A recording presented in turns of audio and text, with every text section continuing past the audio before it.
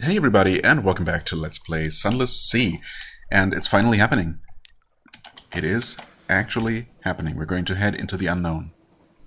The properly unknown for the first time in what feels like absolutely forever. And I'm going to go along the coast and see what we find. Going to, of course, try to just uncover as much of it as I possibly can.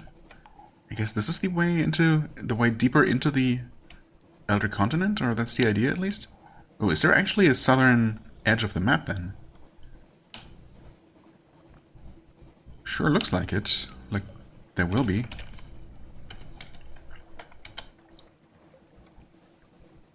Well, in that case we have to investigate, of course, what will actually happen. Dark Griffin Straits. Oh. And expecting some sort of, some sort of event that might be game-ending. We'll see. Oh, I have one of these. Way upstream. They say that only the captain of a living ship can dare the waters of Adam's Way, but they've never met you. I mean, I have a living ship. Just so happens. Huh. The mountain's blood. Upstream, up the Red River, into the continent's heart. With every mile, the red is deeper. I don't have the touch of the south, yet. Oh. Crew was just set to 1. That's unfortunate. Set to 1, or I happen to lose exactly 17 people? Kinda doubt that. Forests unseen. In London, they never imagine what grows here. Orchards of bones, iron upright as aspens. Flint pillars, fecund with faceted apples. Fecund? I don't know. Gemmed faces turn to watch you from the rock. Your crew are entranced. They begin to leave you, one by one, slipping ashore when you moor or giving themselves to the river. You're almost alone when you arrive at Caution, that 100-ton city. Its flowers shine like fruited ice. The pilgrim wakers condescend to meet with you. They give you gifts, an egg and a knife. Turn back, they tell you. The presbyter will not meet with you. You have not lived enough. How right they were. How right they were. You stand at the docks of the port at the river's mouth and look upon your empty ship. In your left hand you hold a knife, in your right an egg. Judgment's egg specifically, an outlandish artifact knife. I have the touch of the south. The lights of the outer continent swim in your blood. Lost 10 supplies. But much more importantly, and unfortunately, I would be willing to go on with this, if not for the fact that I'm now going to be crawling at an absolute snail's pace, and there's nothing I can do about that for many, many miles. I mean, where's the closest place I can't even pick up any crew? I mean, obviously London, but there is another place where you can recruit people, technically. I guess for Scintillac, I could at the Fathom King's Hold.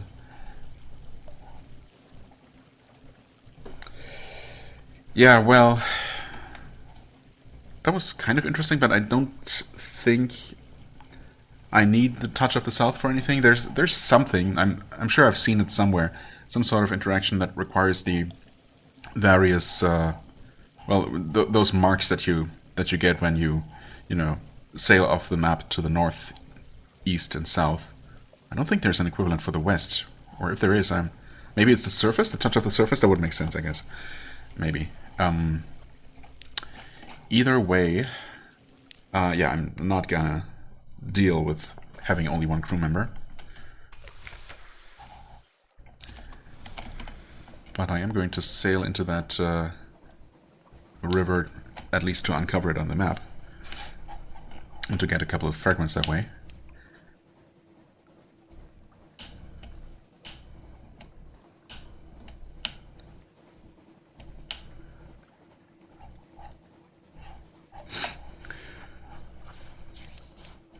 Yep, okay, Dark Griffin Straits.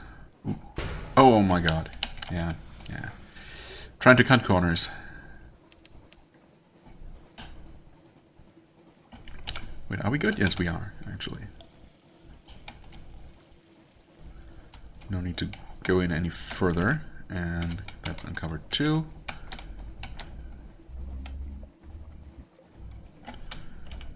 And that too. Still,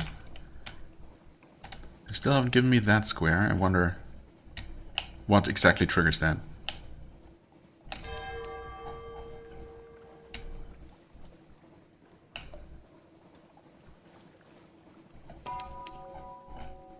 Point Livingston.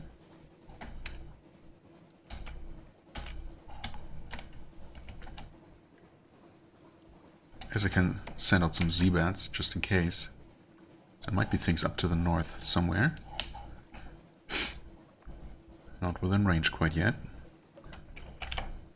Okay. Oh, there it is. All right. So uncovering this square right here also triggered that one. I wonder if it's specific ones or if it's a certain percentage of any given segment of the coastline. Because obviously some of the map squares further inland are just literally unreachable. Yeah, okay. So that lower row is not going to be uncoverable by normal means. Unless there's another river or something. There's certainly something. Okay. Discovered Varchas? Okay, I don't know that I've ever heard of that place. Port Erdogan Mess? Sounds Turkish. Varchas, okay. The Mirrored City, where light was always the law. Okay. Burning white light of Varchas. The walled city of Varchas is a tangle of green vines and luminescent fungal flowers, slow blooming around moldering stone. Period. Well, a quincunx of carved step towers rise over the walls and pour burning white light into the bleak sky. A rough shadowed path leads from the docks to the mirrored gates of Varchas. Two towering carved stone lamps throw their light on the angled mirrors, and a blue-cloaked guard stands in the reflected pool of light. The city is a beacon against the tree-hushed, sprawling darkness of the outer continent. In the far distance, a vast mountain glimmers. I can choose to choke on the smell. You know what? Why don't we do that after we save? Choke on the smell. Or I could just not, I guess. It is overpowering, sweet. It comes from the fungus growing wild all over the city's stones. The sailors wave you over. They're sitting on some upturned crates on the docks, playing a game with mirrored chips and stylized snakes made of bone. Ask the guard a few questions. Never a bad idea to gather a little intelligence before heading into unknown waters, or cities, as the case may be. I suppose so. We can put a Blemmingen ashore here. I mean, this is already a fungus-infested place, so it would probably do well. If the guard permits it. Tell the guard you wish to enter. Well, what else are gates for if not to go through? Kind of have a feeling like I'm not going to get into the city. Although, who knows? Compile a port report. I don't know, do I try the Blemmingen here? I suppose I might as well. It doesn't really matter where I do it. I don't think. A careless shrug. The guard watches as the Blemmingen whirls into the darkness. She shakes her head. More of your outland pollution, Thomas. Me here will see it. We'll see to it, I imagine. Okay. But it worked. For what it's worth. Compile a port report. The mirrored city and its glories. Tone down the details of the light and its brilliance. You don't want to inspire envy in the Admiralty staff. I mean, they would already know about this place, right? Save again, and now we try the maybe riskier things. Maybe check these options first. Choke on the smell. The flowers have white waxy leaves with white powdery traces on your which leave... What? Oh, how did I read that completely wrong? Which leave powdery traces on your fingers. The light comes from the city... Okay, the light coming from the city has the same camphorous quality. And the smell. Perfume worn too many days on the body. Unread books left to turn to ink-stained pulp. A garden drowned and rotting in still water. Nice. Sailors playing. You're not thinking of going in there. The sailors gawk at you in unconcealed horror. That sounded more like mockery at first, but okay. They take turns telling you gruesome stories of Varchas, which they no doubt invented whole cloth. Some are convinced that the Varchasi render sailors into tallow to light their city. Others say they steal shadows and sell them to their masters. All of them are convinced that they blind any stranger who dare to gaze too long upon their city's secrets. We're just waiting to be paid, and then we're off, one of the sailors says, nervously fingering a mirror chip. I've only got one eye left, and I'd like to keep it. I mean, fair enough. Probably not a risky one to take. Ask the guard a few questions. The blue-cloaked guard only acknowledges your existence when you step out of the darkness of the path and into the light from the lamps. Okay. The guard stands in the middle of the pool of light, looking warily at the darkness beyond you. Up close, the guard's blue cloak is threadbare and mossy along the hem. A pattern of embroidered suns runs along the collar, but the gold thread is dull. The kohl around her eyes is smudged. Kohl? I mean, I've never seen it spelled like that, but I'm assuming it's like it's just a different spelling for C-O-A-L. Like, as a kind of make-up, I suppose. Well, Thomas, she asks, are you going to ask your questions, or are you just going to stare? I think I'm going to stare a little bit longer. Her tone is brusque and her expression is curiously eager. You do not think Varchas receives many visitors. Your name is not Thomas? You correct her politely. Yeah, obviously that's some sort of, well, title might be a bit too polite. It's probably just something like stranger, or outlander, or whatever, foreigner.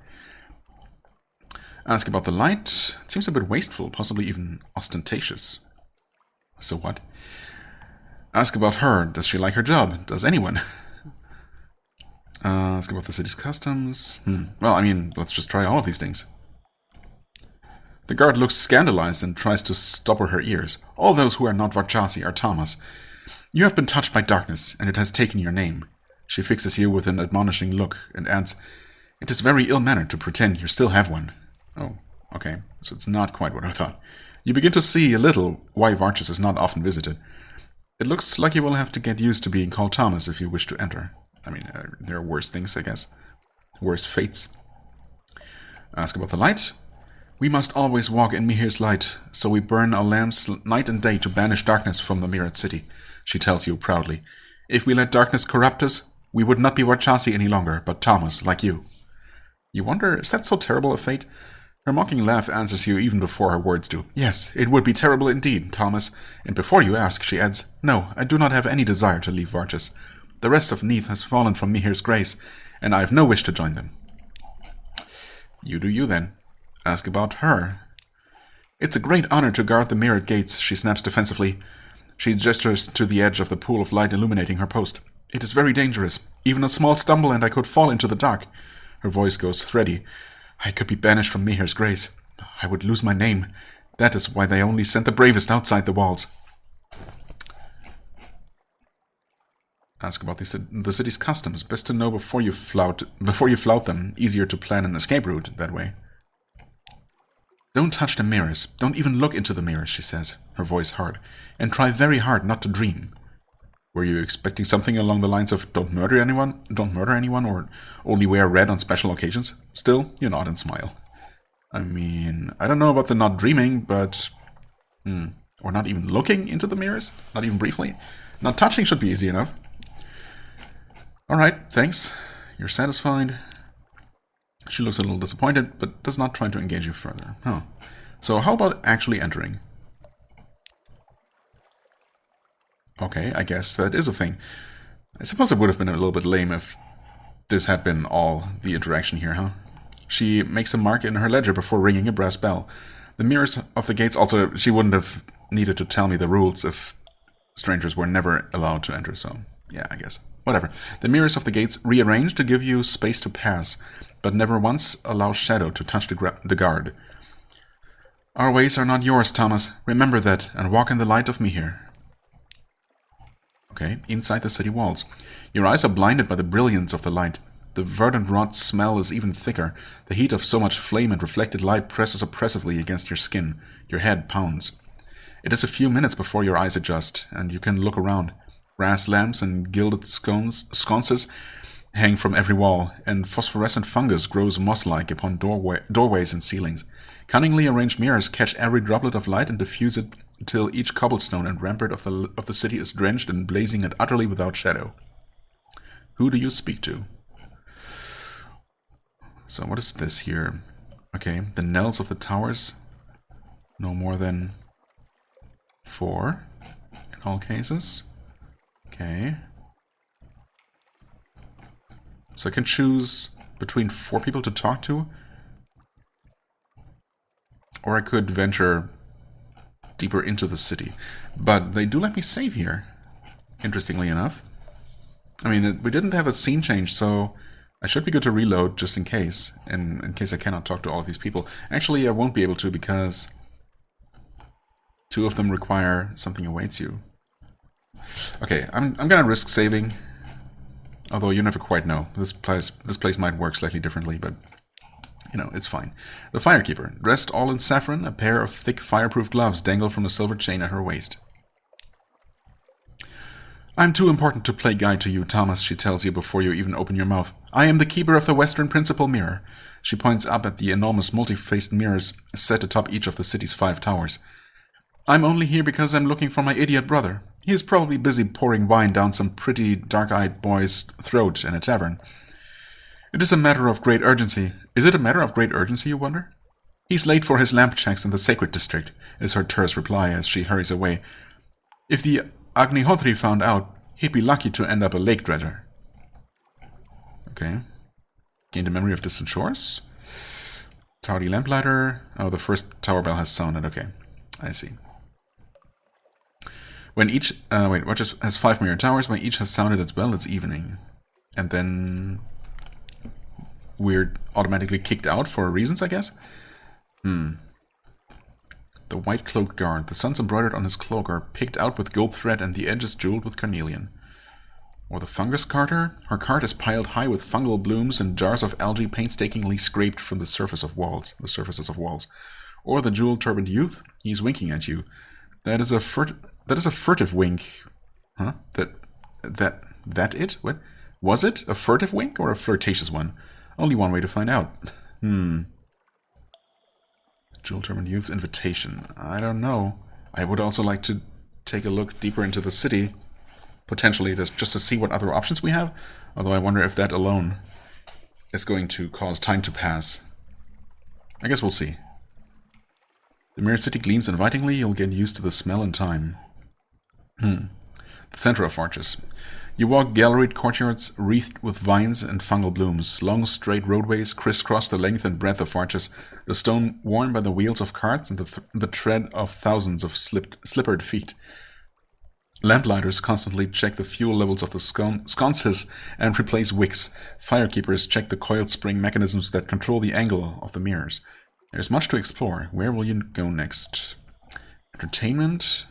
There are bars and gaming houses to the west. The hospital lies in the shadow of the southern tower. The guardhouse down a side street. You can see the sun-blazoned flag from here. The Temple of Mihir, that lies in the Sacred District at the center of arches. Or the inn. Oh, okay, so I can't stay longer. I just have to spend the night, I guess. At evening, after the 5th bell, each Thomas is assigned a room. Interesting. The pilgrimage to Amaradri. The Agnihotri seeks wisdom. The sick are ready to begin a long journey. The young and the restless have made their plans. The swords of the guard have been renewed. The pilgrimage is ready to begin. Okay, so we need invitation to the Agnihotri's interest, 1. The respect of the guard, 1. And the dour-faced nurse's approval, 1. Interesting. But not the missing... whatchamacallit, the Firekeeper's brother. Although that might be related to one of these things. This has a candle icon, so maybe that one. Well, he's supposed to be in a bar, right? I mean, I guess we might as well try to investigate that further. Follow the clink of wine glasses and the companionable shouts. Okay. Entertainments. There are many available. Mihir is not a Puritan god. The nicer establishments in the city are lit with expensive imported gas and have little blue glowing scintillate statuettes scattered on the shelves. What takes your fancy? Join the gaming table. They're playing on an ornate board with people with pieces of mirror chips and snakes made of bone. Or the arguing priests. They're having a wine-drenched debate at one of the tables in the back. Do you care to listen in? I don't know. The duelists. The courtyard is strewn with white sand. The duelists fight with curving twin-bladed scimitars in each hand. You could try your luck in a exhibition match, which I'm actually guaranteed to win. I mean, where would I find the guy? Probably at the gaming table, because he's not a priest, and probably not the duelist.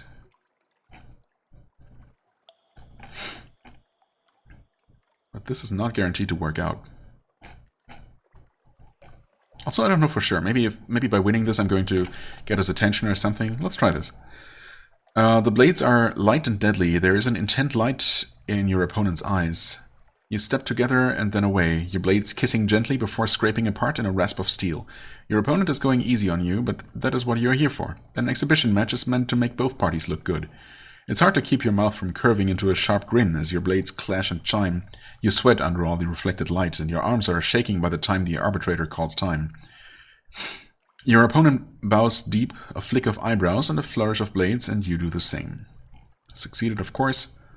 I mean, how do you even lose a match like this? I guess by running out of steam before it's over, and ending up not looking good, or by going overboard and making the other person not look good. I don't know. 7 fragments, 1 memory of distant shores, and that did not do anything for us, unfortunately. Join the gaming table, come on. Crap. You can't seem to grasp the 7 basic patterns of the mirror pieces, and the other players can't seem to explain why you can't play the bone snake in the supplementary round. You begin to suspect they are making up rules merely to cozen the Thomas. Dang it. Guess I'll try again. And I failed again. Wow. 4th bell. I can't try one more time. Okay. The rules are complicated and arcane. They also seem to alter with the positioning of various pieces on the board. The bone snakes are trick pieces and used to stymie your opponent's moves. As such, they are often greeted with hisses of derision when someone dares to put them in play. You manage to acquit yourself reasonably well. At least you aren't the first one to be knocked out of contention. Your fellow players stand you a cup of tart ruby red wine. Stand me. Okay. Lost 5 terror, gained 1 memory of distant shores, but we're no closer to that missing person.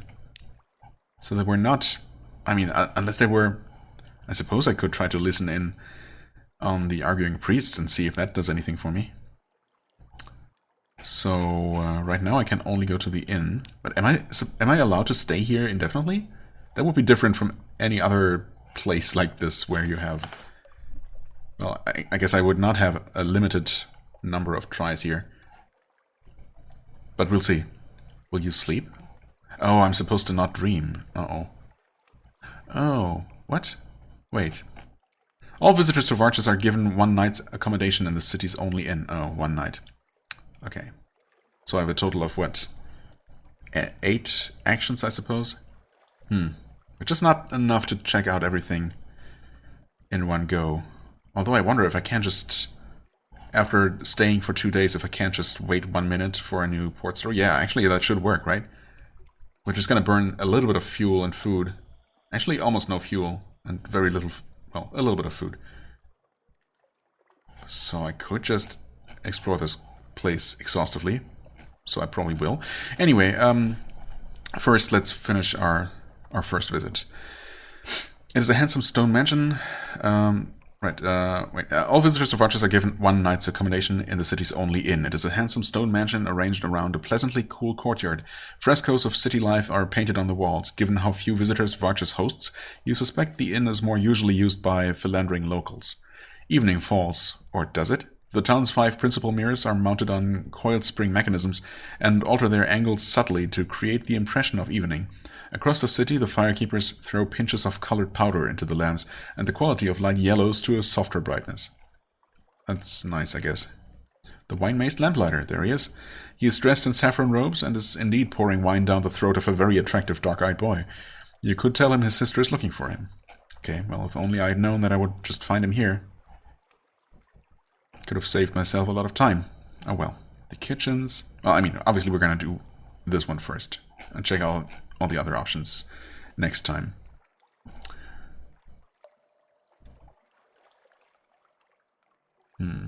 It won't be difficult to stay awake, but the lack of rest will take its toll. However, we are guaranteed to make it, to stay awake, I guess. So how is it going to take its toll? Or we could sleep. A dream of smoke? The bed is low and wide and draped with cotton sheets stamped with vegetable dye patterns in muted greens and blues. Okay, whatever. For now, we're gonna do this. He starts up in horror, spilling burgundy red wine everywhere. His young companion looks irritated. "I'm late," he shouts. "Be here, forgive me. The Agnihotri is going to skin me alive." He pumps your hand in gratitude. "Thank you, Thomas. I won't forget this. Here, take my arc jewels." 3 outlandish artifacts for that? Basically for free? Okay. Huh. Well, you're welcome, I suppose? The kitchens. The smells of cooking mingle with the fungus rot, but you aren't going to let that put you off your food. Yeah, I guess we should eat something. We've been staying here an entire day. Sure. The inn's cook makes thick spiced stews of fungus flowers and lotus root, eaten with chunks of boiled cassava and rice imported from inland. But it is the light-hungry fruit grown in the city which makes your mouth water. Tart-scented oranges and bruised yellow bananas, pineapples bursting with juice, tender coconuts with the silky white flesh scooped out and sap sweet on the tongue. Getting a little bit hungry here. This is the first time, one of the very few times at least, that food described in this game actually sounds delicious and not, weird or disturbing. Do you not eat meat? You ask in wonderment, and the inn's cook calls to me here for strength. It is forbidden to eat the flesh of living creatures, he says. Lucky the Varchasi don't fancy the seafaring life. Yeah, that would be difficult, I suppose. Anyway, succeeded in a hearts challenge. It's night, although there is no darkness in Varchas. Time to sleep. Okay, right. I mean, I shouldn't. I was warned not to dream. Of course, I'm curious about this. Maybe. No, for now, let's play by the rules, I suppose. Let's try to stay awake. If you don't sleep, you can't dream, right? A meditative evening. Up late, reading, thinking, watching. The shouts from the streets die as Varchas sleeps, but you're tired the next morning. Gain 5 terror, that's it? Sounds about right. Your permitted time in Varchas is over. Time to go until next time. Wait, what? Oh. So I can't stay a second day. I need to leave the next morning? Dawn in Varchas. Outsider time in Varchas is strictly rationed. Each morning at dawn, the guard visits the inn to eject any Thomas they find. They're polite, but very definite. Oh. That's that. Into the dark. Return, the guard tells you, but not yet. With that, they usher you into the darkness beyond the walls. You blink mirror dazzles from your eyes. It's cold out here. Huh. Return to Varchas? Not yet. Okay, then. In that case, I'll just wait. Wait a minute. I mean, you know what? Screw that. If I'm only going to get 4 actions, well, a couple more, I suppose, but if I only get a limited number and in between those I have to wait, I will actually make sure that at the very least I succeed on the actions that I do try. So I'll just redo the same things, I guess. I mean, do I even need to go to the inn? Or to the gambling place? Not really. No, you know what? I'm just going to try something else instead. Welcome. Continue. We will talk to you. I guess I could also use the opportunity to... Since we know that we need this in order to do presumably the main event here, ultimately. I could go with this right away. Yeah, sure, why not? He's winking at you. Let's see what he wants. He looks utterly overjoyed to make your acquaintance, the bangles on his wrist flashing as he presses his hands together in greeting. My friends and I would be honored if you would attend a small gathering with us, Thomas. We're so eager to hear about the world outside Voucher's city walls. It seems an innocuous enough invitation. I don't know about that. But then why does his gaze dart around so anxiously as he tells you how to find his mansion in the Eastern District? Well, let's go in further for now. Entertainment, hospital, guardhouse, temple. There's the mansion, now available. I'm afraid this might take up a few more actions that I'm willing to invest. But that being said, we don't really have to go. I mean, I would like to check out the priest's option here, so that I'm done with entertainment. So at that point, I would have seen everything in here. Sure, we can spare one bell, I think. Continue. Arguing priest. Surely we can do this. 86% chance of success. Come on. Good. They're having a wine-drenched debate at one of the tables in the back. Yes, I do care to listen in. No, no, no, the initiate shakes her fist at the irate novice. You cannot undermine a heard text with mantras from a remembered one? Apparently the difference is this. Heard texts were cosmic truths whispered by Mihir himself to the ancient sages. Remembered texts do not claim such illustrious origins, and are merely passed down wisdom. The difference might seem trivial to you, but apparently this is a subject of heated theological debate. A few of the other patrons look on indulgently and offer bits of scripture or shouted exhortation. Okay. Didn't give me anything crucial. 18 fragments. Meh. Oh, wait, and that was only the first bell that sounded? Wait. Didn't just talking to the firekeeper originally cause the first bell to sound? Am I crazy? Is it just random? For all I know, it might actually be random. Although that would be weird. Anyway, let's visit the mansion of the jewel-turbaned youth. Well, he did invite you after all.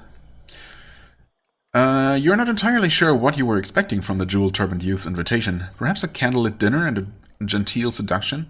It turns out to be an evening of card games and chilled wine with his rather eclectic collection of friends. But as the wine is drunk and the cards are played, the gathering takes on a certain political tone. A raggedly dressed artisan begins complaining of the Agnihotri's trade restrictions. A novice priest points out contradictions in Mihir's mantras. A stonecarver questions whether his daughter should also have to follow in the same profession. Will you, the jewel-turbaned youth stares at you, licking his lips, will you tell us a story? I mean, yes, why wouldn't I? Decline firmly. It is not wise to become involved in politics, especially politics that are not your own. Honestly, if I were to get involved in politics at all, I'd make sure that they are not my own. Tell them of yourself. It might be nice to be honest, especially to a group of people you'll never have to meet again. Invent a fanciful tale. It's practically a sailor's profession, yeah. Unfortunately, it's not quite guaranteed to work. Tell a wanderer's tale, full of sea salt and darkness and the creaking of ships. I mean, it seems like that's what they would like to hear, right? Let me try... Oh, actually, if it doesn't work, though... Well, if it doesn't work, I'll have to start over, but... What if I actually save in the middle of this sequence? Can I just resume from right here? Ideally, I'll never have to find out, but we'll see. Tell a wanderer's tale. I mean, this sounds like what they would be interested in, right? Assuming they're actually just after stories from outside. So make it as dark and frightening as possible. Your story sucks the light away from the room and tumbles into bleakness. Your voice rises and falls like the lap of waves against an iron hull. When you return to yourself, the Varchasi are weeping into each other's arms. The novice priest presses his forehead to the ground and prays desperately for Mihir to forgive him. The jewel-turbaned youth embraces you tightly, and you can feel the pounding of his heart against your own. Your story was like being touched by darkness, he whispers in fascinated revulsion. It has made me apostate. I will no longer walk in Mihir's light. Whoa. Okay.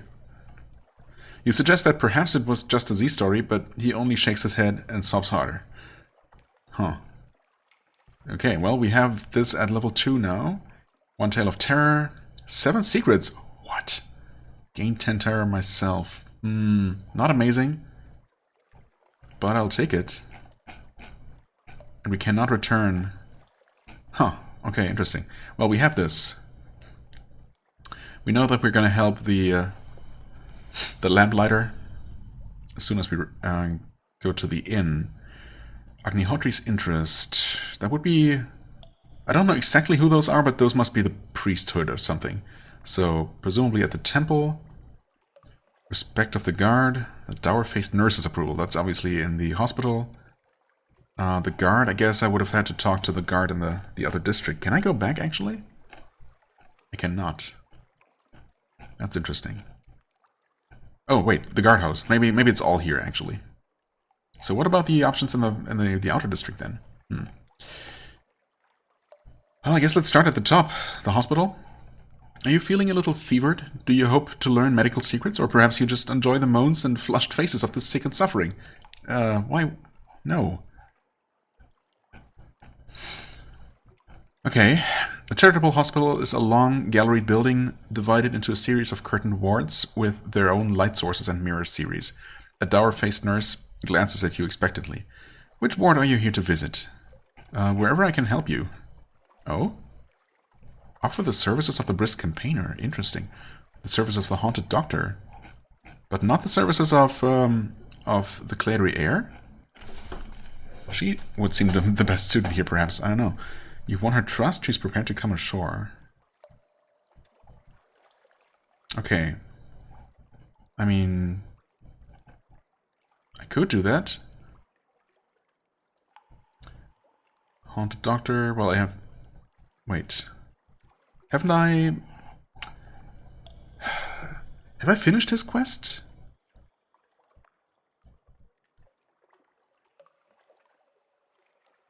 You have wined the haunted doctor, apparently. I guess we're not quite done with him, but I'm not entirely sure where we're at with this quest line. Oh well, I mean... No, let's take the brisk campaigner option. We have not quite finished her quest, but we have helped her, or started trying to help her. The other options are the fungal infections ward. They keep it cool and closed off. The doctors and nurses all wear masks when they enter. How bad could a fungal infection be? Oh, bad, I'm sure. The mirrorless room. The ward is locked several times over, and the dour-faced nurse looks uncomfortable when you mention it. So they have a dark room for special treatments, I guess. The open ward. You see patients sprawled in their beds, playing card games and chatting to visitors. Most of them have minor injuries. Yeah, I mean, I'm assuming those... None of the other options are actually going to do much for me. Offer your services. You have some skills. You could help the dour-faced nurse tend the patients on the open ward. I guess this would be... Yeah, it's chancy, based on hearts, and a way to gain her approval if I don't happen to have one of the qualifying doctors. But I do, so let's go with her. The dour-faced nurse watches you carefully as you assist the campaigner in cleaning wounds and changing bandages. She gives you a satisfied nod. The guards are pleased to have a new attendant and call you Nurse Thomas with warm, welcoming mockery, which makes you feel part of their crew.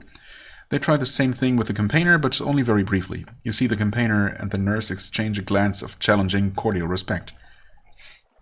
Good work, the dour-faced nurse says at the end of your shift, handing you each a cup of steaming mushroom tea. It revives you greatly. Do you detect a hint of tree sap liquor at the bottom of the cup? And something else? Something of the south. Oh?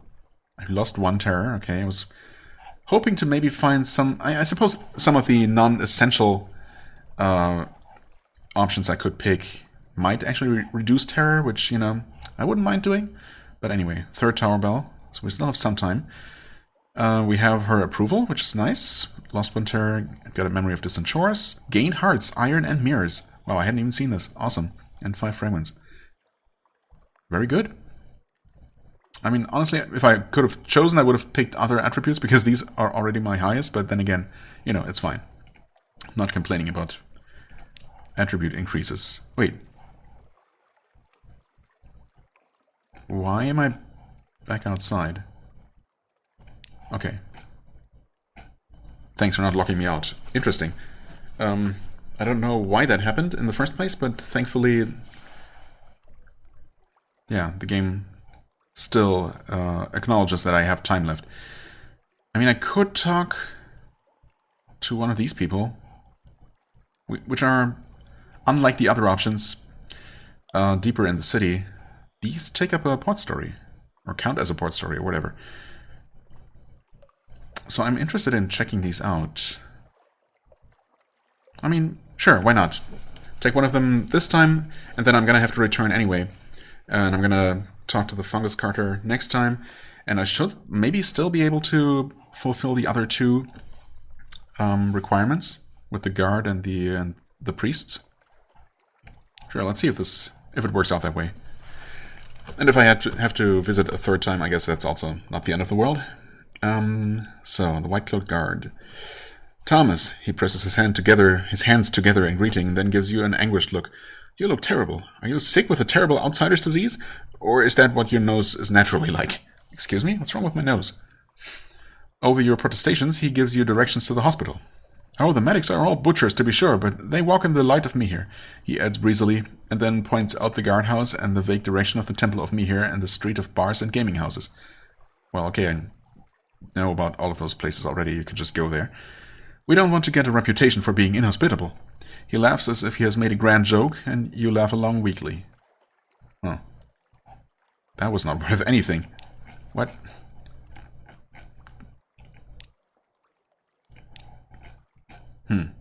I mean, I still have one more thing I can do.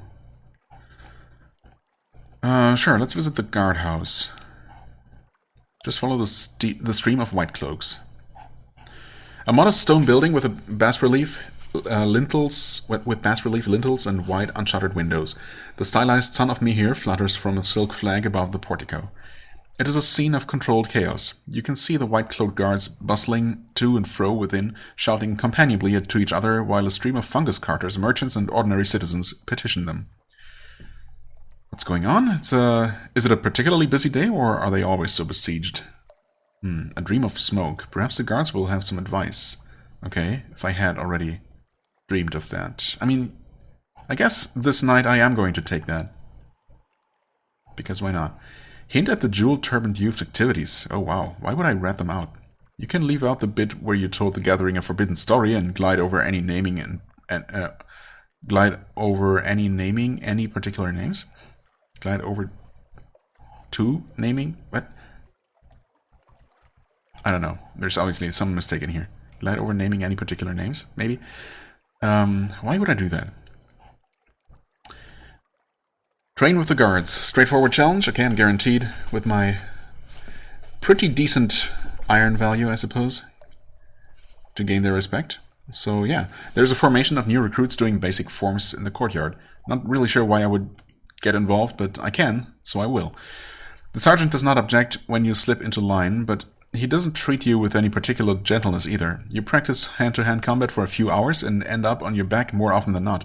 They fight in an unfamiliar, light-footed style. A few of the more advanced recruits duel with carving, twin-bladed scimitars. Interesting, the sergeant grunts at the end of your session. You are bruised and possibly concussed, but quite satisfied with your morning. And you think they may have learned something in turn. Your morning? This is not morning, though. It's evening, but it's fine. I gained 2 iron from that. I was gonna say, I mean, that sounds like I was actually increasing my iron as well. So could I just keep doing this? I mean, if I'm already guaranteed to win the challenge, unless it gets harder every time, or is a one-time thing. Yeah, maybe I couldn't do this. Yeah, I probably can't repeat it because I needed to have respect of the guard 0. Okay, fair enough. Well, I mean, that was nice. Return to the city center. Go to the inn. And do this again. The wine maze lamplighter. Okay, 3 artifacts again. We helped him out. I suppose this time we go to the courtyard. Cushions are arrayed around the marble fountain. Wait, or can I still... No, I should still be able to choose sleep or don't sleep at the end. I think that's how it was last time, yeah. Anyway, the courtyard. Cushions are arrayed around the marble fountain in the middle. Musicians pluck their instruments under the shade of the twisted yellow leaf trees. That sounds nice. Their songs are curiously prosaic, the lyrics more like a biographical report than a poetic invention. You listen to a lake dredger's waterlogged, lotus-rooted dirge. You sway to the slow, steady ballad of the fungus collectors and join in the lamplighters' quick-footed dance, which mimics their evening rounds. The evening finishes with the Song of Mihir, which is sung to the accompaniment of stringed instruments and drums and polished glass prisms, which split the white light into rainbows in counterpoint to the notes. Lost 2 terror, alright. Gain 5 fragments. And 3 memories of distant shores, alright, okay. Well, let's sleep. And hopefully that's not going to undo everything, or force me to undo everything I just did, because this was pretty successful. Gain 10 terror, okay. Maybe that's the major downside. Although, I guess, no matter what, I'm gonna gain either 10 or 5 terror by sleeping or not sleeping, so can't win this one. Anyway, you fall into sleep easily despite the bright light, but your dreams are full of whispering, glittering smokes, mirror vapors that coil into reflection-warping shapes. You see your limbs bend and your skin slough, your eyes twist. You wake with your heart pounding. Your nostrils are full of the fungal rot smell of Varchas. Your body is as it always was, but somehow that is not as comforting as it should be. Interesting. Well, I have this now. A watchful hissing vapor haunts you. We'll see if that triggers any new events next visit. If nothing else, I can go to the guardhouse and ask them about that. You'd think that would be something you ask the doctors about, but I don't know. Maybe it's not so much a medical condition and more, I don't know. Dawn and Varchas, yep.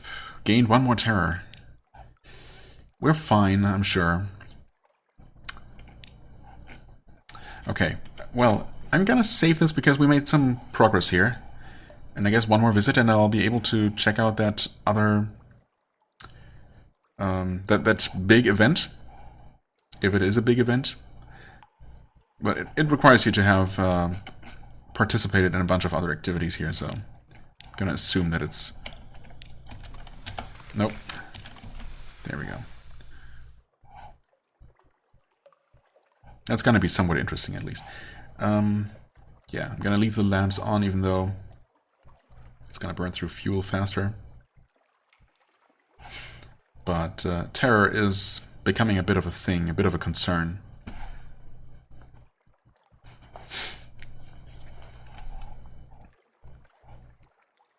Also, I guess I'm gonna pause real quick. Okay, and we're back. We're welcome again.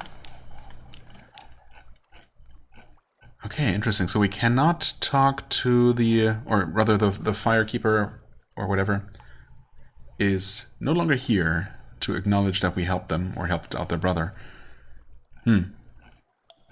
Well, let's see if the fungus carter has anything useful to add. She stops every few minutes to cuff surreptitiously into her dyed cotton scarf and eyes you warily when you approach. I have to take this load all the way to the sacred district, and the priests don't like if I am late. You inquire politely about her cuff, and she looks suddenly terrified. Mihir, look down on me, she mumbles. Please don't say anything. I have a family to feed. With that, she grabs the handles of the cart and pulls away at a run. Within a few moments, you have lost sight of her. Well, there is it just me, or does this place have more typos and like wrong words than any other place, than the rest of the game combined, which has been very, polished in its writing. But here Anyway. Maybe I'm just noticing them more here.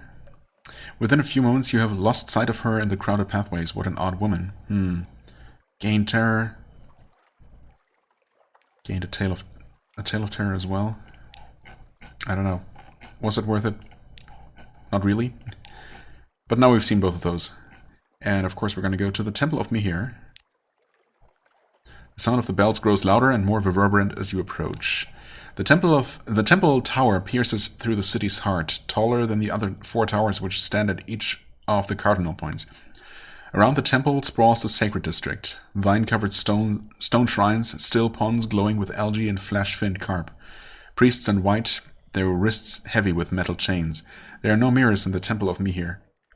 The rest of the city has to make do with mirrored light and reflection, but Mihir's most sacred space is filled with hundreds of lamps and lit candles of hard-packed phosphorescent fungus. Okay, listen to the mantras. In Varchas, the sun still shines, calls the sun priest in the way of an invocation. The assembled temple-goers raise their voices in well-worn reply. In Varchas, the sun still shines. I mean, keep telling yourselves that. The bas-reliefs. Every surface of the temple is carved and worked. If you peer closer, the bas-reliefs depict Varchas' fall into the Neath. Interesting. That must have been a long, long time ago. Low-risk challenge. Okay, we can do something here with our dreams of smoke. We can also make sure that we get this, which is unfortunately not guaranteed. The Agnihotri, the Varchasi equivalent of a king or governor. Oh, really? Okay. So not just... Yeah, okay. So it's a single person, and the equivalent of a king. Interesting. He's overseeing the rituals and gives you a slanted glance. The Sunseers. That requires Scintillate, okay. The most important priests of Mihir are the Sunseers. They wear necklaces of glowing Scintillate beads. They pay well for more Scintillate. Blue Scintillate. Ah, I've only held on to one. How much more will they pay for this treasure? Is it just... Would they just pay money, though? I'd hope that it's something more than that, but...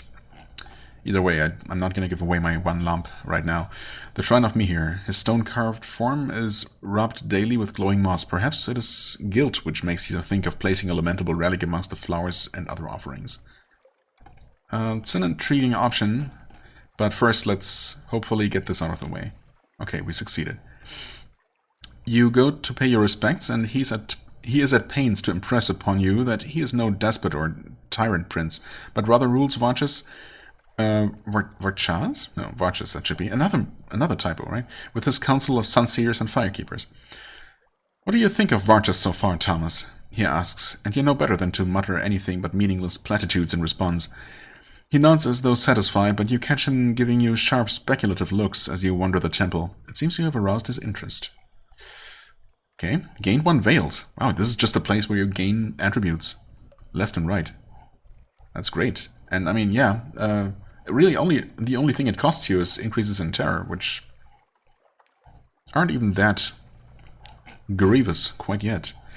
I am interested in this. Mirror Charm. Dreams of Smoke. They seem like something one of the priests might understand if you had a mind to tell them.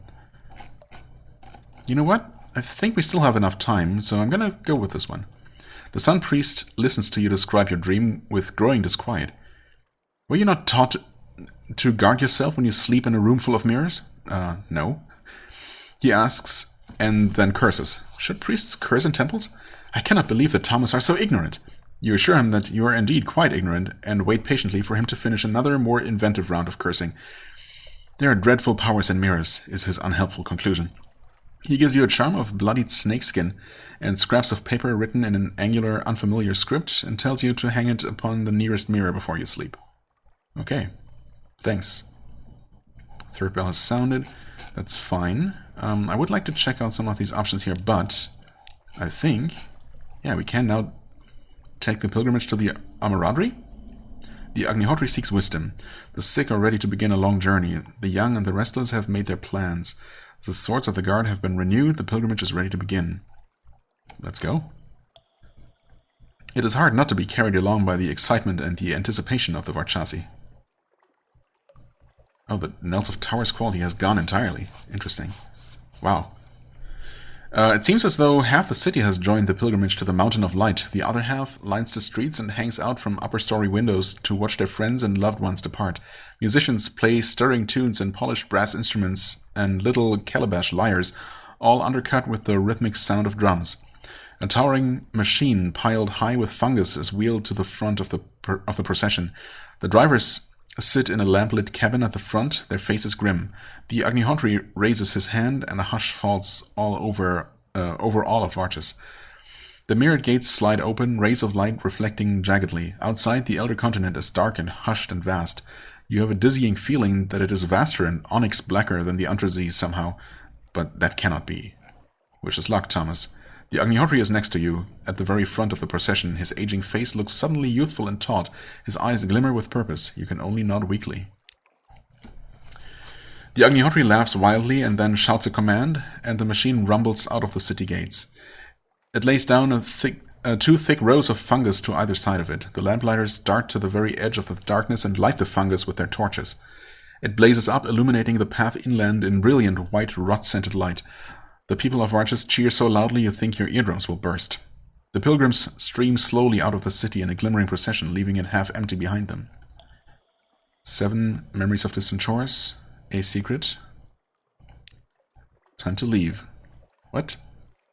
The half-empty city. The atmosphere in Varchas is deflated, melancholy after the pilgrims depart.